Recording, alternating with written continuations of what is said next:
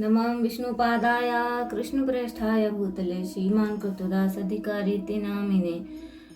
नमः विष्णुपादाय कृष्णप्रेष्ठाय भूतले श्रीमते भक्ति वेदांत स्वामिनिति नामिने। नमस्ते सरस्वती देवे गौरवाणी प्रचारिणे निर्विशेष शून्यवादी पाश्चात्य देशतारिणे। नमो महावदन्याय कृष्ण प्रेम प्रदायते कृष्णाय कृष्ण चैतन्य नामिने गौरतुसे नमः। जय श्री कृष्ण चैतन्य प्रभु नित्यानंदना श्री अद्वैत गदाधर श्रीवासादि गौर भक्तवृंद। हरे कृष्णा कृष्ण कृष्ण हरे हरे, हरे राम राम राम हरे हरे। जगत गुरु श्रील प्रभुपाद की जय, अनंत कोटि वैष्णव भक्तवृंद की जय, श्रीमद् भगवद गीता की जय। हरे कृष्णा। तो प्रभु जी मुझे आज्ञा दीजिए, मैं आपकी वाणी को पढ़ने जा रही हूँ, बोलने जा रही हूँ। मुझ में समर्थ नहीं है, आप आज्ञा दीजिए तभी मैं पढ़ूंगी, बोलूँगी और बोलने का प्रयास करूंगी। गुरु महाराज जी से श्रीमद् भगवद गीता की जय। तो आज का हमारा जो चैप्टर है 2 चैप्टर है और श्लोक नंबर है 47। 2 चैप्टर और श्रीमद् भगवद गीता, गीता का सार। कर्पाण्य दोष कर्मण्येवाधिकारस्ते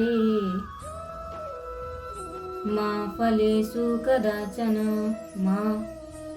मा कर्मफल हेतुभूः मा ते संग अस्तु अकर्मणि। कर्मण्येवाधिकारस्ते मा फलेषु कदाचन मा फलेषु कदाचन हेतुभूः मा संग अस्तु अकर्मणि। कर्मण्येवाधिकारस्ते मा फलेषु कदाचन मा कर्मफल हेतुभूः मा ते संगः अस्तु कर्मणि।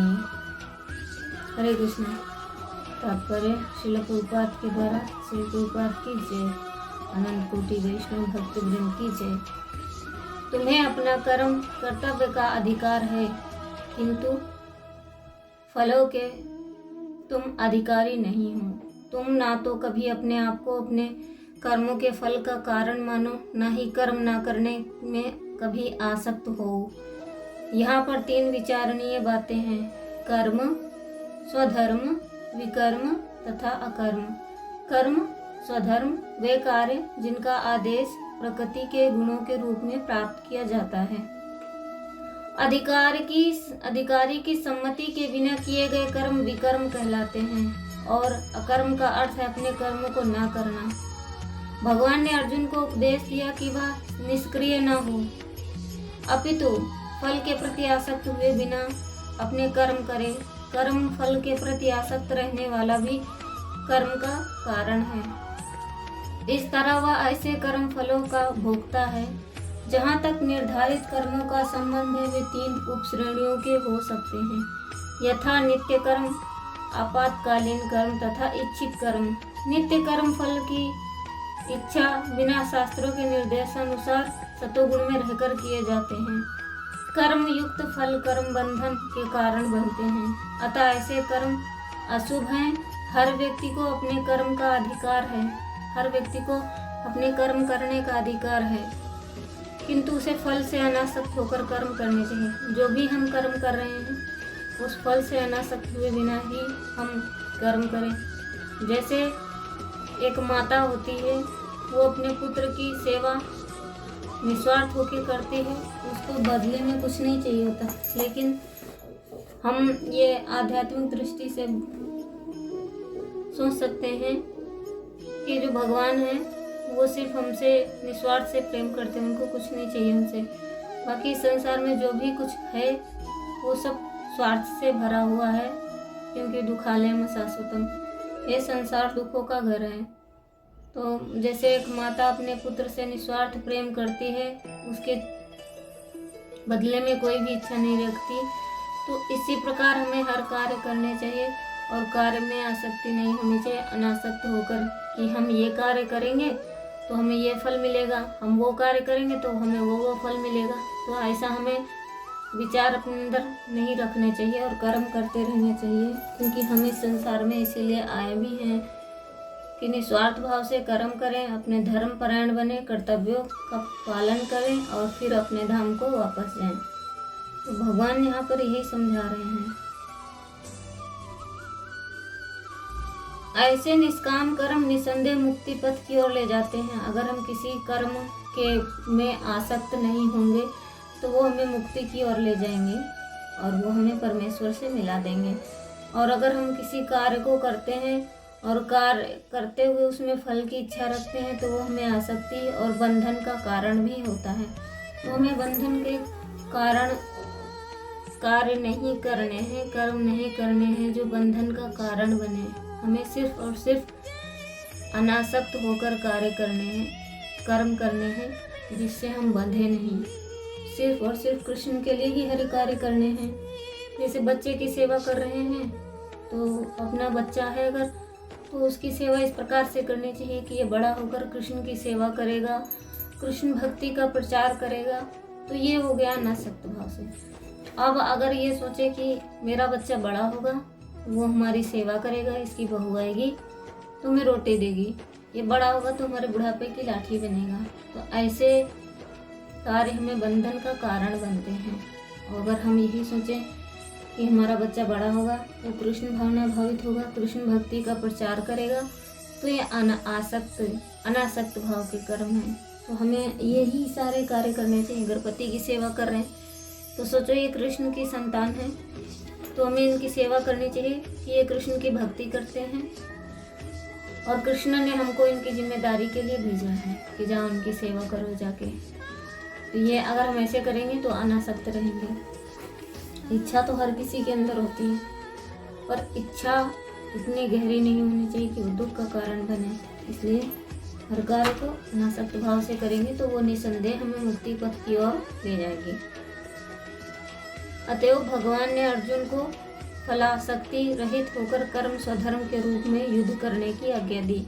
यह अर्जुन तुम युद्ध करो और फल की इच्छा मत करो। लेकिन अर्जुन क्या कर रहे थे? मोह के वश में बंधे हुए थे। कहते हैं कि हम युद्ध करेंगे तो हमारे स्नेही जन मारे जाएंगे और उनका अपराध भी हम पे लगेगा, और जो महिलाएं हैं वो सब विधवा हो जाएंगी, उनका कुल धर्म नष्ट हो जाएगा और वर्ण संकर संतानें उत्पन्न होंगी।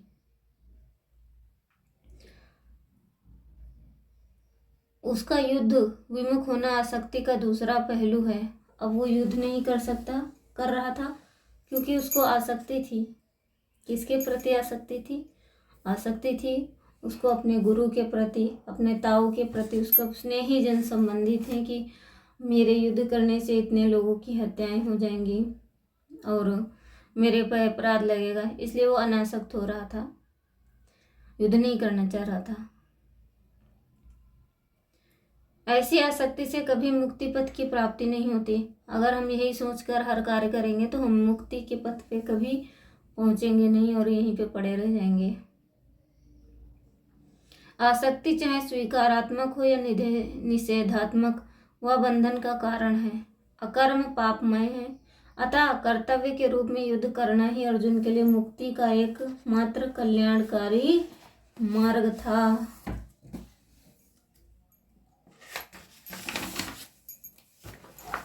कर्मण्येवाधिकारस्ते, प्राप्त कर्तव्य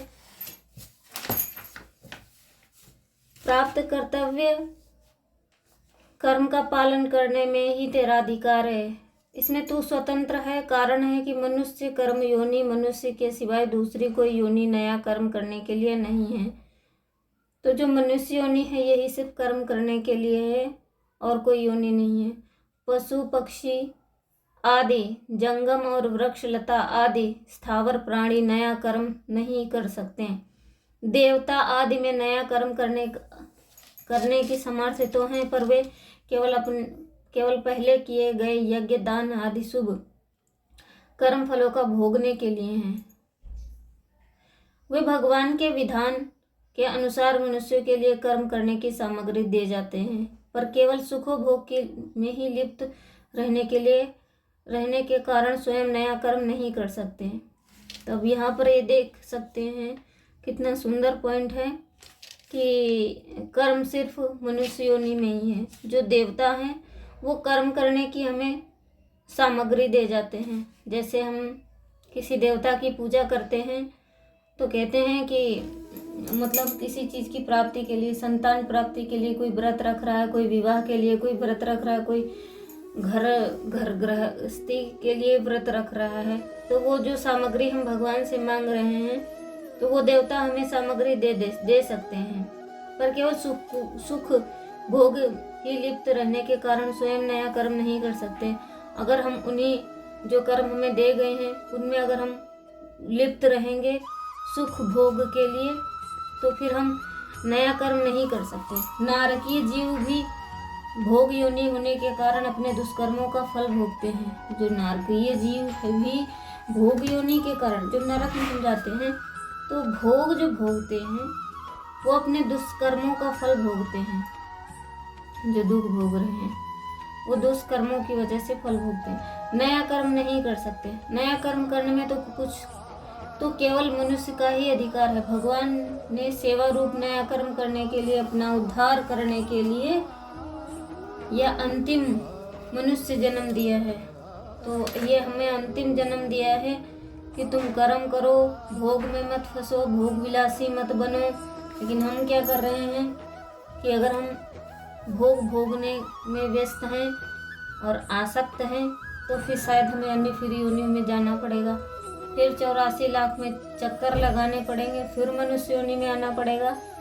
तो जब पता है कि हमें यहाँ पे खतरा है तो उस गली से हम क्यों जाएंगे। यहाँ पे बहुत सुंदर लिखा हुआ है कि अगर अपने कर्मों ना करके आलस्य प्रमाद में पड़ा रहेगा तो बार बार जन्मता मरता रहेगा। अतः भगवान कहते हैं कि तेरा केवल सेवा रूप करो कर्तव्य कर्म करने ही अधिकार है। कर्मणि पद में एक वचन देने का तात्पर्य है कि मनुष्य के सामने देश काल घटना परिस्थिति आदि को लेकर शास्त्र विहित कर्म तो अलग अलग होंगे, पर एक समय में एक मनुष्य किसी एक कर्म को ही तत्परता पूर्वक कर सकता है। जैसे क्षत्रिय होने के कारण अर्जुन के लिए युद्ध करना, दान देना आदि कर्तव्य कर्मों का विधान है, पर वह वर्तमान में युद्ध के समय वह एक युद्ध रूप कर्तव्य कर्म ही कर सकता है, दान आदि कर्तव्य कर्म नहीं कर सकता। मनुष्य शरीर में दो बातें हैं, पुराने कर्मों का फल भोग और नया पुरुषार्थ। तो मनुष्य शरीर की दो बातें हैं कि पुराने कर्मों का फल भोग करना और नया पुरुषार्थ।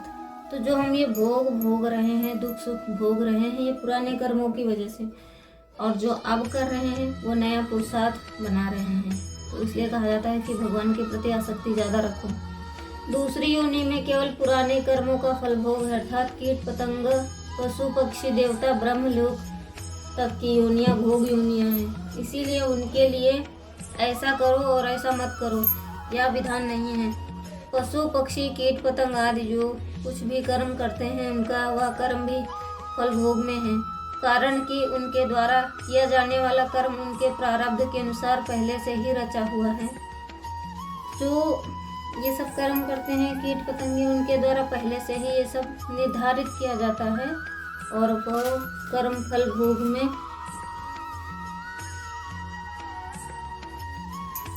उनके जीवन में अनुकूल प्रतिकूल परिस्थिति का जो कुछ भोग होता है वो भोग भी फल भोग में ही है।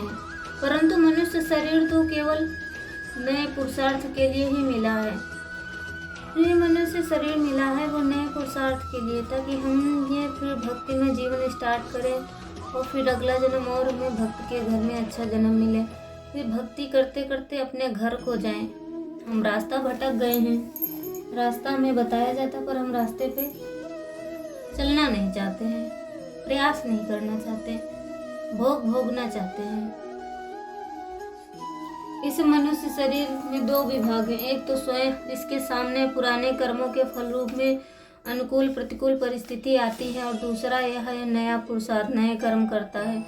नए कर्मों के अनुसार ही इसके भविष्य का निर्माण होता है। इसलिए शास्त्र संत महापुरुषों का विधि निषेध राज्य आदि का शासन केवल मनुष्यों के लिए ही होता है, क्योंकि मनुष्यों में पुरुषार्थ की प्रधानता है, नए कर्मों को करने की स्वतंत्रता है।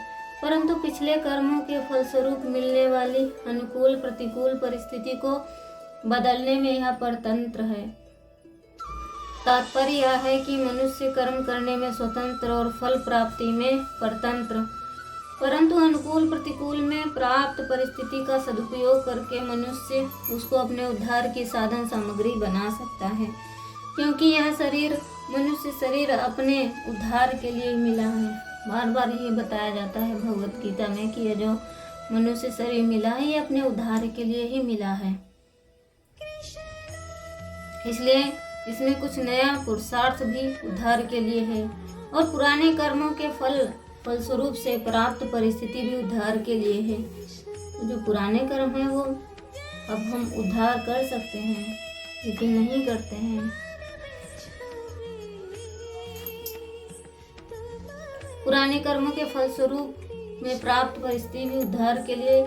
इसमें एक विशेष समझने की बात है कि इस मनुष्य जीवन में प्रारब्ध के अनुसार जो भी शुभ या अशुभ परिस्थिति आती है उस परिस्थिति को मनुष्य सुखदायी या दुखदायी तो मान सकता है, पर वास्तव में देखा जाए तो उस परिस्थिति में सुख या दुख होना कर्मों का फल नहीं है। तो जब हम चाहें तो सुखी रह सकते हैं, हम चाहें तो दुखी रह सकते, तो इसमें कोई कर्मों का फल नहीं है। प्रत्युत मूर्खता का फल है। हम दुखी रह रहे हैं, मूर्खता का फल है। सुखी रह रहे हैं, ये भी मूर्खता का फल है। तो जो भी कर्म है, जैसी भी परिस्थिति है, देश काल परिस्थिति, उसमें हमें सामान्य भाव से रहना है। जब हम सामान्य भाव से रहेंगे तो हमारे ऊपर दुख या सुख का कोई प्रभाव नहीं पड़ेगा। फिर हम कर्म करते हुए कर्म बंधन में नहीं बंधेंगे। कारण की परिस्थिति तो बाहर से बनती है और सुखी दुखी होता है वह स्वयं। उस परिस्थिति के लिए तादात्म्य करके ही यह सुख दुख का भोक्ता बनता है। अगर मनुष्य उस परिस्थिति के साथ तादात्म्य ना करके उनका सदुपयोग करे तो वह ये परिस्थिति उसका उद्धार करने के लिए साधन सामग्री बन जाएगी। सुखदायी परिस्थिति का सदुपयोग दूसरे की सेवा करना और दुखदायी परिस्थिति का सदुपयोग सुखोपभोग की इच्छा का त्याग करना। इसमें है दूसरों की सेवा करना। सुखदायी परिस्थिति का सदुपयोग है जब वो दूसरों की सेवा करना, ठीक है, दूसरों की, और तादात्म्य ना करके उसका सदुपयोग करे तो वही परिस्थिति उसका उद्धार करने के लिए सामग्री बन जाएगी। और दूसरों की सेवा करना और दुखदायी परिस्थिति का सदुपयोग, सुख भोग की इच्छा का त्याग। दुखदायी परिस्थिति आने पर मनुष्य को कभी भी घबराना नहीं चाहिए, प्रत्युत यह विचार करना चाहिए कि हमने पहले सुख भोग की इच्छा से ही पाप किए थे और वही पाप दुखदायी परिस्थिति के रूप में आकर नष्ट हो रहे हैं। इसमें एक लाभ यह है कि उन पापों का प्रायश्चित हो रहा है और हम शुद्ध हो रहे हैं। दूसरा लाभ यह है कि हमें इस बात की चेतावनी मिली है कि अब हम सुख भोग के लिए पाप करेंगे तो आगे भी इसी प्रकार दुखदायी परिस्थिति आएगी। इसलिए सुख भोग की इच्छा से अब कोई काम नहीं करना है, प्रत्युत प्राणी मात्र के हित के लिए ही काम करना है। तात्पर्य यह हुआ कि पशु पक्षी कीट पतंग आदि योनियों के लिए पुराने कर्मों का फल और नए कर्म ये दोनों ही भोग रूप में, और मनुष्य के लिए पुराने कर्मों का फल और नया कर्म पुरुषार्थ ये दोनों ही उद्धार के साधन हैं। माँ फलेषु कदाचन, फल में तेरा किंचित मात्र भी अधिकार नहीं है, अर्थात फल की प्राप्ति में तेरी स्वतंत्रता नहीं है, क्योंकि फल का विधान तो मेरे अधीन है। फल का विधान भगवान के अधीन है। हम अपने अधीन करना चाहते हैं, यही दुख का कारण है। हम यही रोते रहते ना कि हमने किसी के साथ बुरा नहीं किया तो भगवान हमारे साथ बुरा क्यों कर रहे हैं। भाई भगवान आपके साथ बुरा क्यों करेंगे? कर्म तो आप नहीं ऐसे करके आए हैं और उसका बचा हुआ कर्म हमें भोगने के लिए मिला और नए पुरुषार्थ को बनाने के लिए। तो हम क्या कर रहे हैं? हम भोग रहे हैं, नए पुरुषार्थ तो बना ही नहीं रहे। और जरा सा किसी का संग मिल भी जाए तो हम संग लेते नहीं है।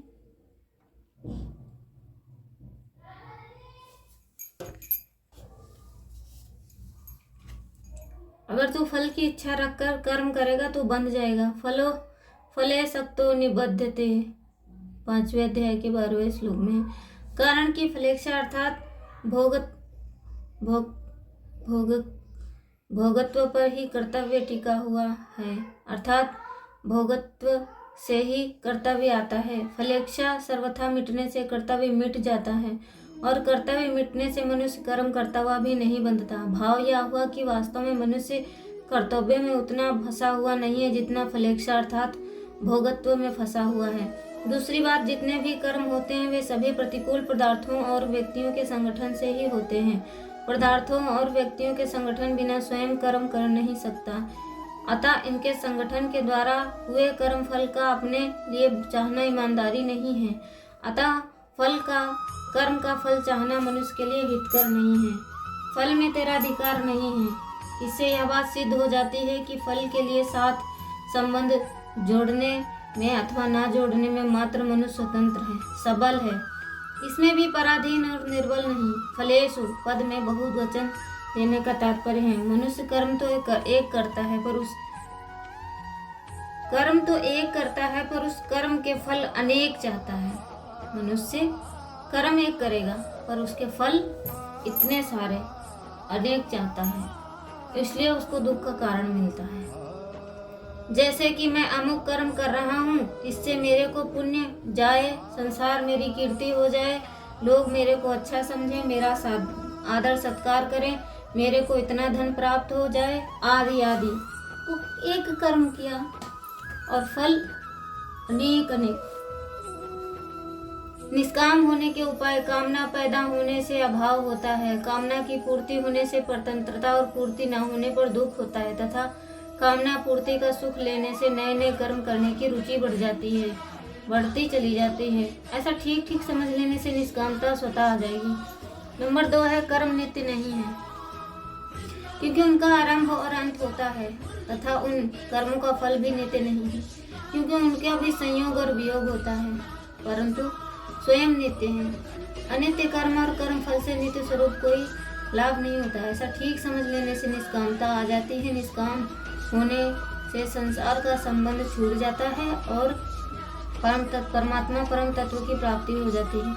कर्मों में निष्काम होने के लिए साधना में तेजी का विवेक भी होना चाहिए और सेवा भाव भी होना चाहिए, क्योंकि इन दोनों के होने से कर्म योग ठीक तरह से आचरण में आएगा, नहीं तो कर्म हो जाएंगे पर योग नहीं होगा। तात्पर्य यह है कि अपने सुख आराम त्याग करने से विवेक की प्रधानता होनी चाहिए। दूसरों को सुख आराम पहुंचाने में सेवा भाव की प्रधानता होनी चाहिए। माँ कर्म फले हेतु गुरु, तू कर्म फल है तू का ही मत बन। तात्पर्य है कि शरीर, इंद्रियां, मन, बुद्धि आदि कर्म सामग्री के साथ अपनी किंचित मात्र भी ममता नहीं रखनी चाहिए, क्योंकि इनमें ममता होने से मनुष्य कर्म फल हेतु बन जाता है। भगवान ने शरीर, मन, बुद्धि और इंद्रियों के साथ कैवल्य पद देकर बताया है कि शरीर आदि के साथ किंचित मात्र भी ममता नहीं होनी चाहिए। शुभ क्रियाओं में फल की इच्छा न होने पर मेरे द्वारा किसी का उपकार हो गया, किसी हित हो गया, किसी को सुख पहुंचा, ऐसा भाव हो जाता है तो यह कर्म फल का हेतु बनना। कारण कि ऐसा भाव होने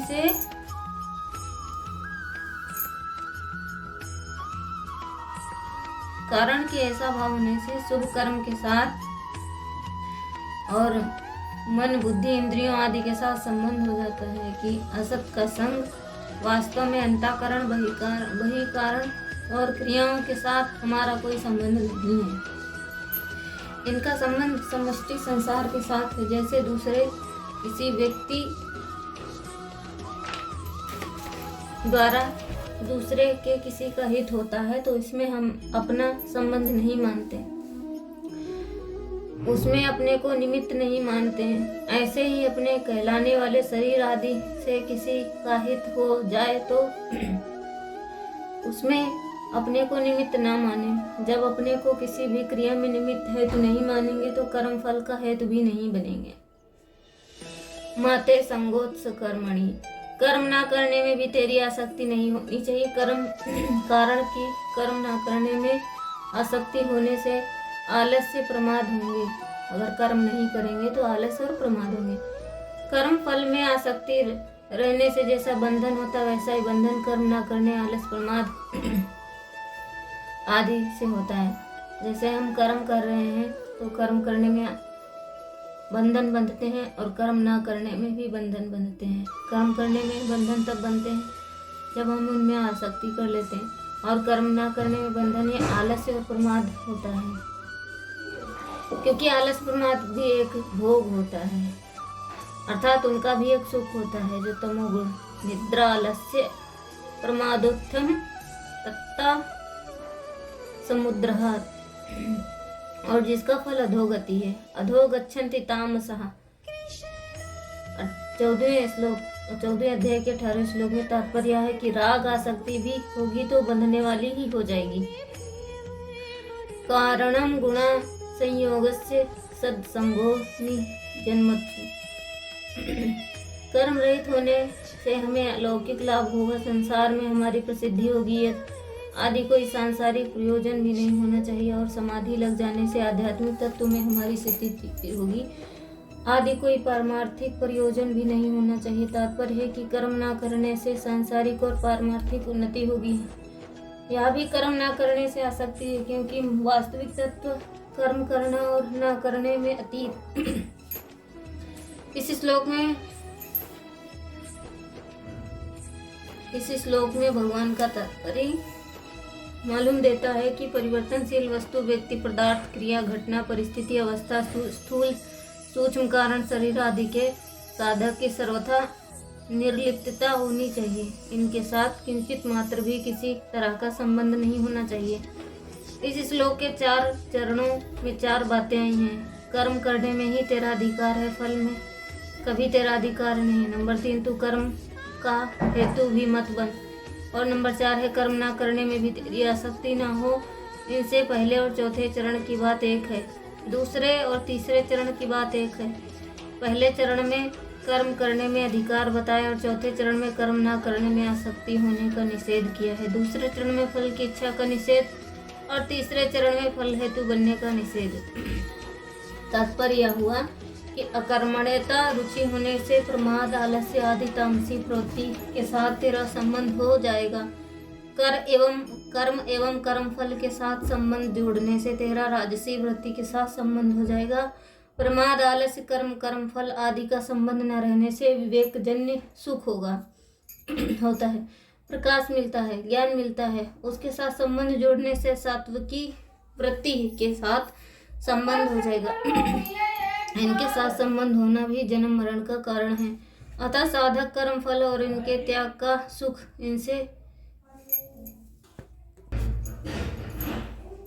इसके साथ संबंध जोड़ने की सात्विकी वृत्ति के साथ संबंध हो जाएगा। इसके साथ संबंध होना भी जन्म मरण का कारण है। अतः साधक कर्म फल और इसके त्याग सुख, इनसे किसी के साथ भी अपना संबंध ना जोड़ें, इनमें राग या आसक्ति ना करें। कर्म करते हुए इनके साथ संबंध न रखना ही कर्मयोग है।